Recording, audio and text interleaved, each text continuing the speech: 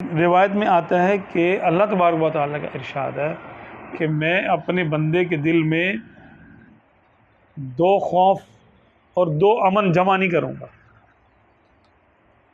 یعنی ایسا نہیں ہوگا جو مجھ سے دنیا میں ڈرتا رہے میں آخرت میں بھی اس کو ڈراتا ہی رہوں.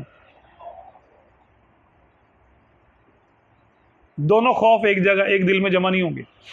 اگر دنیا میں مجھ سے ڈرے گا میں آخرت میں اس کو امن عطا کر دوں گا، اور جو دنیا میں مجھ سے نہیں ڈرے گا آخرت میں اس کو ڈراؤں گا. اب دیکھ لو کہاں ڈرنا ہے.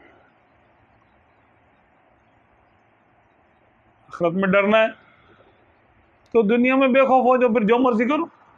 الدنیا سجن المومن و جنت الکافر.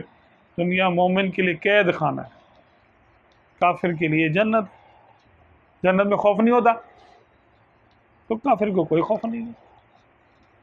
لیکن کیا یہ خوف میں نہ ہونا موت کے بعد بھی باقی رہے گا؟ ہرگز نہیں،